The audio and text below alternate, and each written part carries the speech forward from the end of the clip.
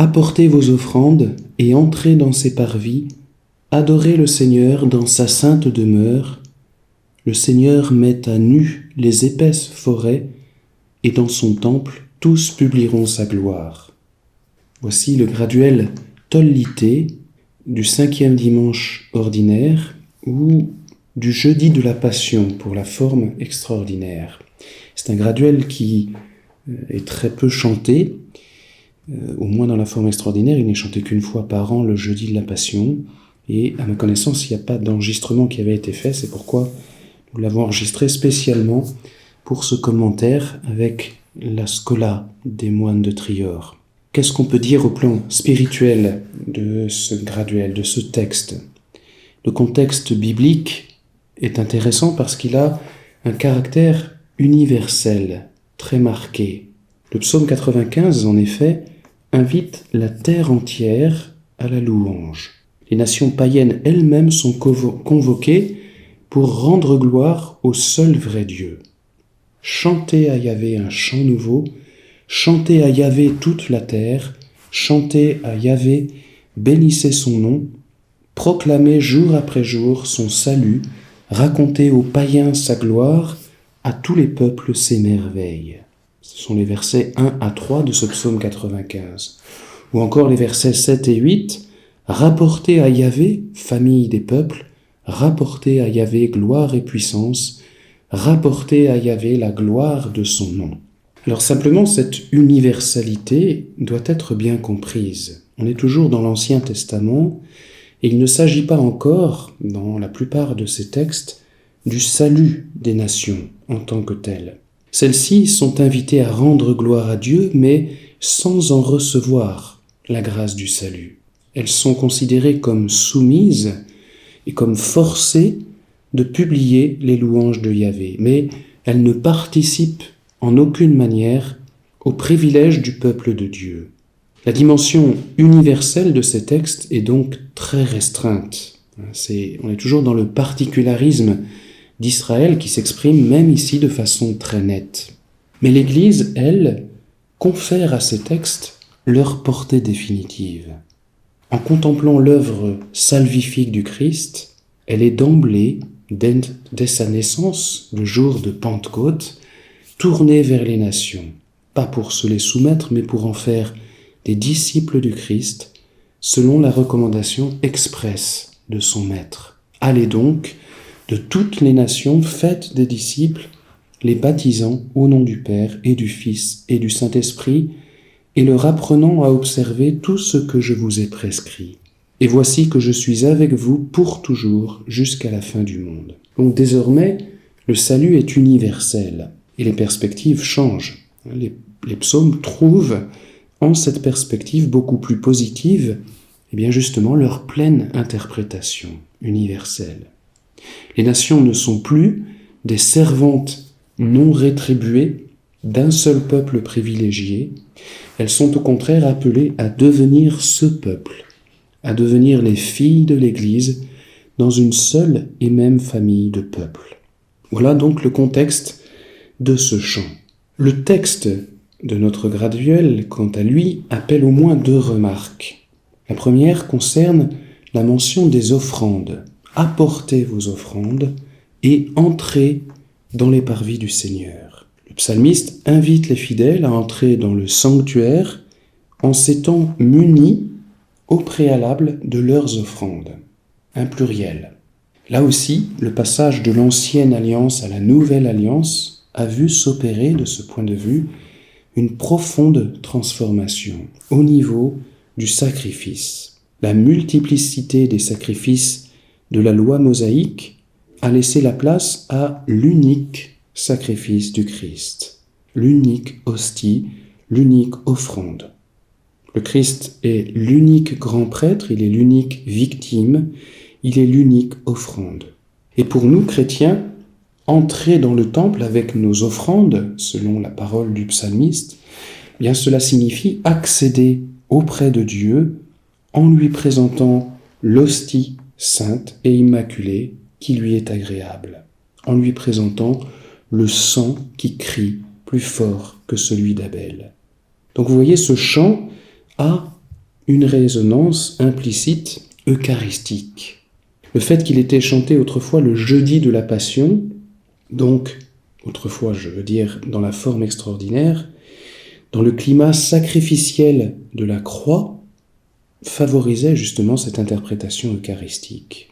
Mais on peut très bien lui donner une portée générale, et c'est ce que fait le missel dans la forme ordinaire, une portée valable en tout temps, et considérer que les offrandes des fidèles sont les prières qu'ils font monter vers le Seigneur. Il n'y a d'ailleurs aucune contradiction entre ces 2 interprétations, elles se complètent, et surtout elles sont inséparables.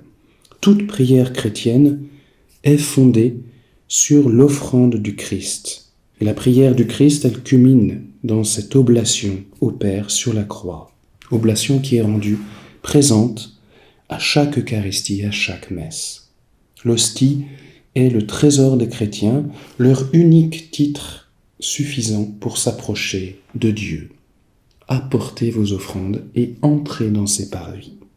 La seconde remarque, à propos du texte de notre graduel, elle vise le verset du graduel, qui est emprunté à un autre psaume, de façon assez curieuse, le psaume 28, qui a cette mystérieuse réflexion. Le Seigneur met à nu les épaisses forêts. Qu'est-ce que cela veut dire ? Ce psaume, certainement l'un des plus anciens de tout le psautier, chante la gloire de Yahvé et célèbre tout particulièrement la splendeur terrifiante de sa voix. Voix de Yahvé sur les eaux, le Dieu de gloire tonne. Yahvé sur les eaux innombrables, voix de Yahvé dans la force, voix de Yahvé dans l'éclat, voix de Yahvé, elle fracasse les cèdres, Yahvé fracasse les cèdres du Liban, il fait bondir comme un veau le Liban, et le Sirion comme un bouvillon. Voix de Yahvé, elle taille des éclairs de feu, voix de Yahvé, elle secoue le désert, Yahvé secoue le désert de Kadès. Voix de Yahvé, Elle secoue les térébinthes, elle met à nu les épaisses forêts. Voilà, ce psaume magnifique. Mais ce psaume 28 aussi, en son début, présente une certaine similitude justement avec notre psaume 95 qui a servi de début au graduel. Et cette similitude a pu donner l'occasion au compositeur du graduel de passer de l'un à l'autre. Je vous lis les deux passages parallèles.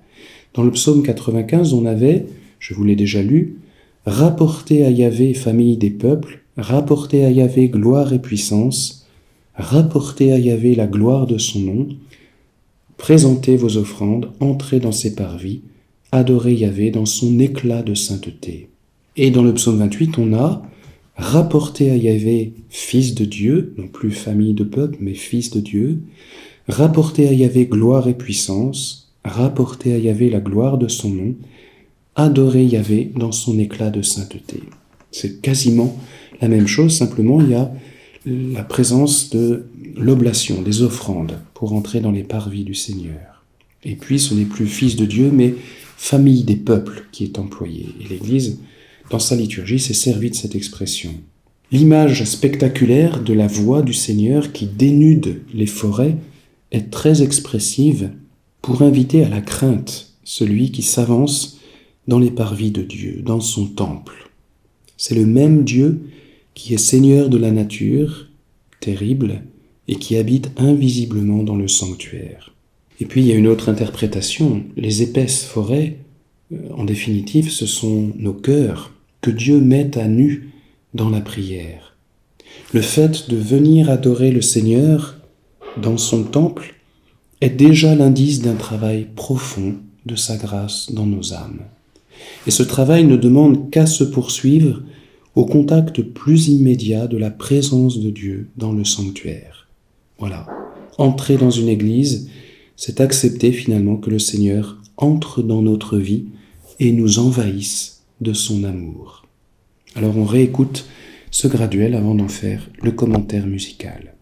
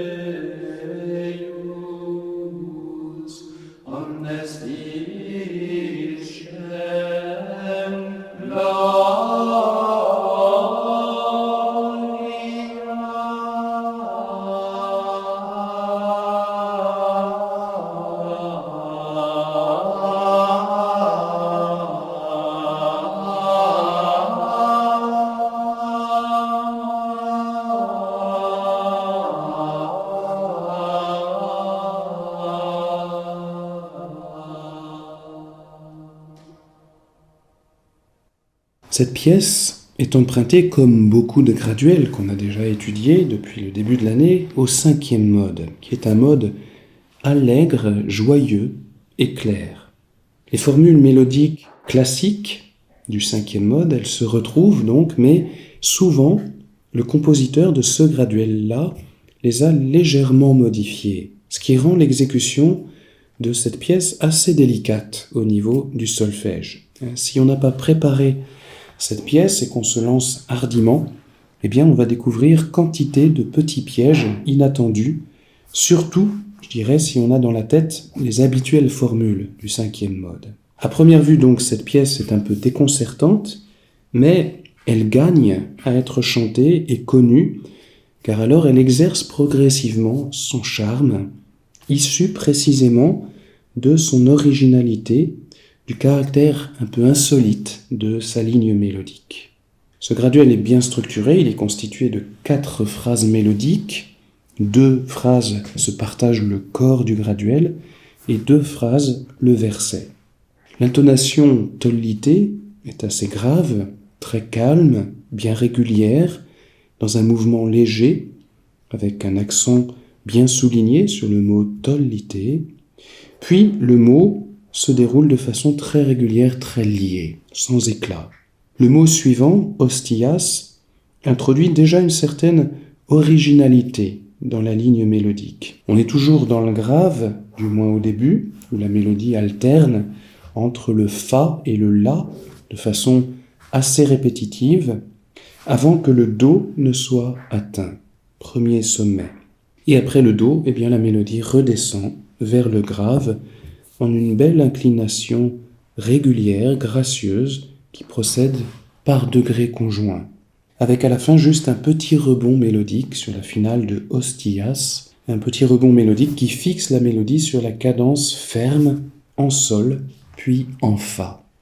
Et c'est à partir de ce fa que la mélodie, sur et introité, va enfin monter vers les aigus, mais de façon provisoire pour revenir au grave au début de inatria, remonter sur la finale de atria et surtout sur eius, qui nous fait atteindre le mi supérieur qui est le sommet de toute cette phrase. Cette première phrase, elle se conclut sur une cadence en la. On sent que c'est pas fini, on sent qu'il va se passer quelque chose d'autre. La deuxième phrase commence avec adorate dominum, sont 2 mots importants, précisément sur le la aussi, et puis elle monte alors elle d'emblée au mi aigu sur le mot adorate. Un mot qui est bien traité de façon mélodique, de façon assez brève, mais bien expressive. La mélodie exprime bien le mouvement intime de l'âme en élan qui s'élève vers Dieu dans l'adoration, alors même que le corps, lui, s'incline profondément. Le mouvement du corps dans l'adoration, c'est de se prosterner. Mais l'âme s'élève vers Dieu par l'adoration. Donc, adorate dominum, ça monte vers les sommets, vers le Seigneur. Et puis on va redescendre vers le grave pour terminer le corps du graduel sur atria sancta eius, in aula sancta eius, qu'il faut prendre piano, puis moduler en crescendo ou décrescendo selon les variations d'intensité de la ligne mélodique, qui est très belle. Le verset commence de façon classique, en 5e mode, sur Revelabit. On a l'impression d'entendre le graduel de Noël, mais il va quitter très vite ce modèle mélodique des graduels type du 5e mode, pour y revenir de ci, de là, notamment au cours du long mélisme du mot dominus, qui plane d'une belle façon en s'enroulant de façon très nette autour du do, qui est la dominante. Là.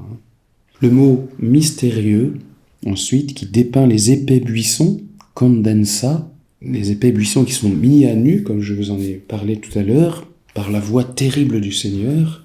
Ce mot condensa représente le sommet mélodique expressif de toute la pièce. On sent là qu'il y a un grand souffle qui passe et qui parcourt ces neumes vers les aigus.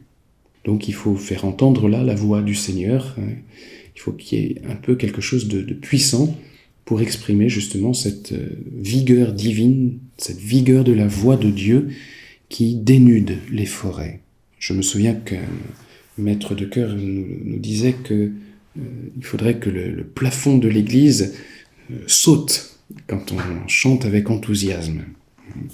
Bien, c'est peut-être le moment, là. Condensa, il faudrait qu'il se passe quelque chose dans l'édifice sacré.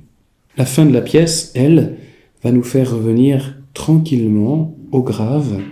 La mélodie garde une certaine originalité, comme je vous l'ai dit, sur Et in templo eius notamment, et puis elle se range enfin pour finir dans les canons du 5e mode, en une formule classique de conclusion sur Omnes dicent gloriam. Donc on peut dire au total qu'on a un graduel qui ne manque pas d'originalité et d'inspiration, mais attention, il faut l'avoir préparé avant de l'interpréter parce qu'il peut réserver quelques pièges à ceux qui auraient une certaine habitude des mélodies du 5e mode. Ces mélodies sont très belles, très enthousiastes, elles sont très variées aussi, il faut bien faire sentir ces variations d'intensité, de tempo qui vont donner de la vie. Et là, le texte est très vivant, notamment dans la partie du verset, avec cette mention de la voix qui tonne et qui met à nu les forêts épaisses, les plus épaisses.